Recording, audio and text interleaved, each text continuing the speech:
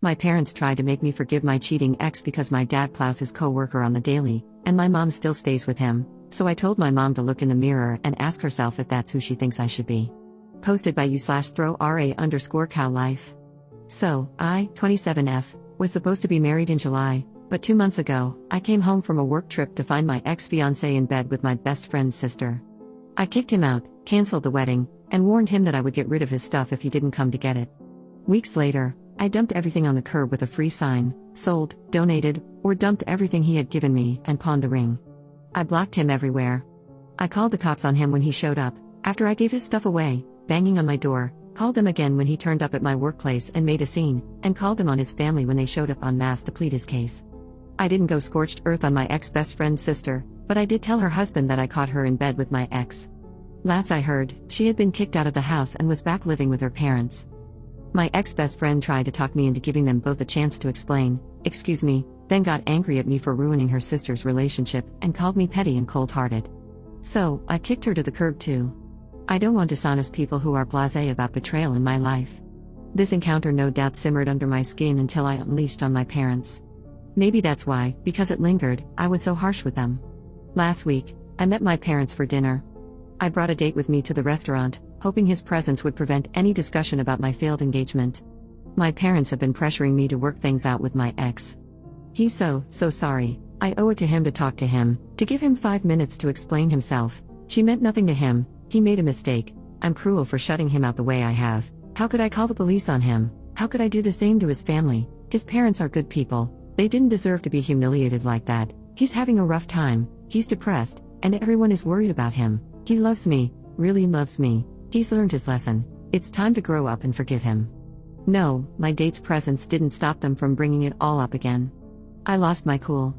I asked my father if he expected me to give my ex a pass every time he sticks his thing into anything that moves, like he does. I asked my mother how turning a blind eye to her husband's infidelity works for her. How does she hold her head up while having lunch with women who have slept with her husband for years? Is that the kind of man, the kind of life, she wants for me and my sister? For her daughters?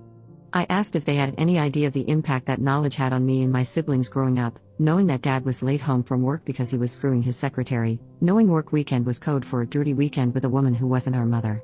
Did they not know why, out of their 4 children, I am the only one who still talks to them? Do they not question why they were not invited to my brother's weddings? Why they have never met either of my brother's wives and children? Do they think my sister's silence is because she's being dramatic and throwing a tantrum? Really? I stood up from the table, congratulated them on the loss of their last remaining child, and told them I hoped their arrogance, willful blindness, and misery would comfort them in their final breaths. Then I left.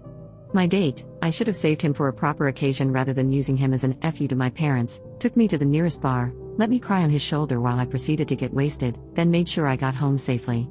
The next day, he messaged me to see if I was alive and sent a double cheeseburger, large fries, and a large soda over to my apartment. I didn't block my parents, but I haven't heard from them. It's been a week, and I've calmed down enough to feel regret, not for what I said, but because I can picture the looks on their faces when I made my final farewell. I crushed them, hurt them, especially my mother. Despite their faults, and there are many, I love my parents. I don't like knowing I hurt them. I'm feeling a lot of guilt about it. Was I wrong here? Edit. I have yet to read all the comments, but from what I've seen so far, I think some details need to be cleared up. My date knew we were going to have dinner with my parents. He asked me out that morning. I told him my plans for the evening and jokingly asked if he wanted to come along. I didn't expect him to say yes. I then informed him I wasn't serious and that it would probably be a little uncomfortable, and he replied that if needed, he could post bail. So, there you go. He did not enter that restaurant unaware of potential drama. Edit. The people mentioned in my post are not the only people in my life. I have my siblings, they didn't cut me off. My sister flew in to be with me just days after I discovered the cheating. And I have good friends. Friends who helped me pack up my ex's things and helped me move it all down to the curb. One friend found me a guy who paid a fair price for the engagement ring. I only mentioned my ex-BFF, etc., because how they acted and what they were saying contributed to all those buried feelings, which had been dormant for years, coming out when they did, in the way they did. Commenter. Not the jerk, so many people are saying, be the bigger person, but that's just straight up BS. They want you to turn a blind eye to betrayal, but no, some of us find that to be a complete deal breaker. I'm with you 100%, cut them all out of your life because what's more important is your mental well-being, not giving closure or forgiveness to those who hurt you. As for your parents, they made their choices, and now they have to live with the consequences of their crappy actions. Ops response: I could maybe be the bigger person if he got me a burrito instead of the taco I wanted. But cheating on me in my apartment, in my bed? Screw off and take your filthy bum out with the other piece of trash. Update 6 months later. It's been a hot minute since I was here last. Life has been busy, work has been busy, and updating Reddit wasn't on my mind. Apologies to all those who continue to send messages asking for an update. I figure better late than never. Where to start? First, a thank you to all who replied to my post. I tried to read every comment, and though I didn't post for the validation most of you gave, receiving it did lighten the load a little bit. It didn't take away the guilt I carried, but I was able to work through that and see that, although my timing was off, what I said was absolutely necessary. Thank you, too, to those who sent me private messages rather than posting on the main thread. Reading your own stories of a similar upbringing and conversing with you has helped me understand that my childhood and teen years were traumatic and left wounds I'd never addressed until all this came about. One more shout out to those who sent harassing messages about my choices. To the people who preached about the sanctity of marriage and how men are basic creatures with basic needs. To those who tried to school me on how to be a woman who needs to learn to do her duty by allowing a man his vices and claimed it was all my fault for not supporting my ex in his time of need. Special shout out to the men who offered to teach me how to be submissive and learn my place in this world. And last but not least, to the sweet little chicken nugget who said my reaction was proof that I'm a serial cheater and my ex should have used a cattle prod on my happy place. It must have been tough for all of you when your women left. Big props to those ladies for escaping a life of misery with you. Now for what has happened since. My mother left my father not long after my post, maybe a couple of weeks later. She showed up at my apartment one night with her luggage.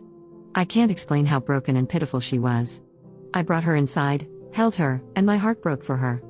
I realized then that she had no one to turn to, absolutely no one. No family, no friends. I can't help but wonder if she had been alone for all the years of her marriage, and if one of my siblings or I had said something sooner, would she have found the courage to leave my father then? I had never seen my mother, usually so dignified and unruffled, look so broken. It shocked me to see her that way. I was so worried that I made her sleep in my bed with me. I called my siblings, and within days, they all came to show support and love. Soon it was me, my mother, and my sister sleeping in my bed. It was good for her to see that her children still cared. Because we did care, we did love her.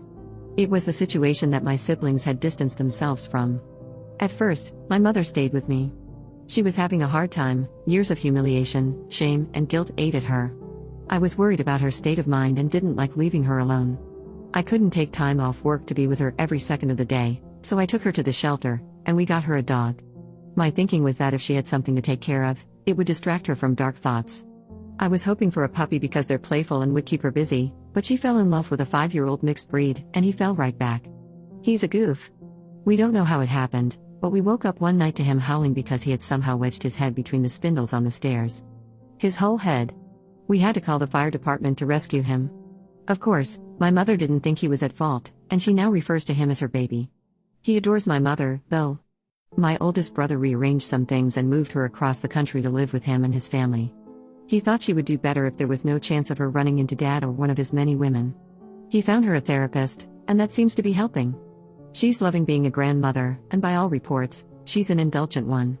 She has a separate in-law suite, so she gets to see the grandkids every day.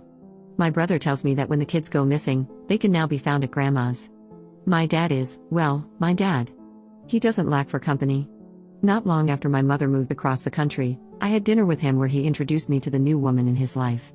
I reminded them both that I knew exactly who she was, considering she had called my mother her best friend for my entire life. Cue another awkward dinner. My dad tried to make it as pleasant as he could, but whenever she spoke to me, I brought up memories from my childhood of her spending time with our family and asked if she was sleeping with my father back then. The next day, he called to tell me how disappointed he was with me. I felt it was only fair to share my own disappointments.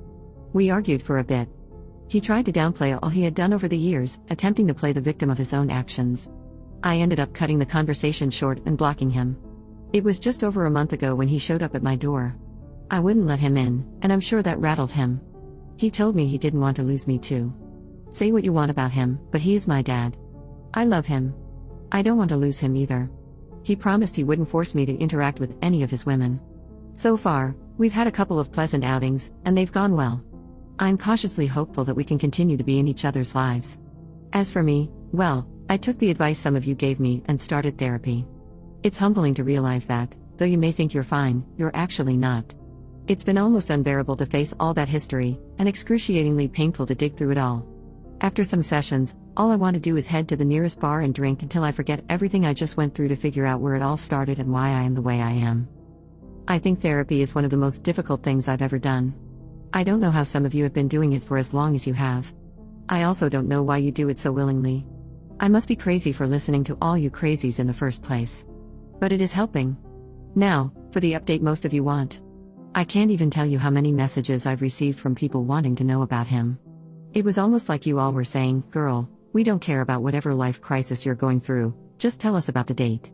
Well, I haven't replied to any of those queries because my post wasn't about him. But now, I figure in a roundabout way, I owe you something because you all played a part in where we are today. I won't give a rundown of everything that's happened between us, but I will share a few things. He contacted me after seeing a podcast on YouTube. He sent me a link with a query, "Is this you?" To say I was mortified would be an understatement. My embarrassment kept me from replying to him. I was so deep in it that I didn't even bother to read the messages he sent me over the next couple of weeks. When I finally did, I found a whole heap of screenshots of people's comments. I'm going out on a limb here, but I'm guessing you don't need me to tell you the contents of those comments. I eventually got back to him. It was difficult for us to find time to see each other.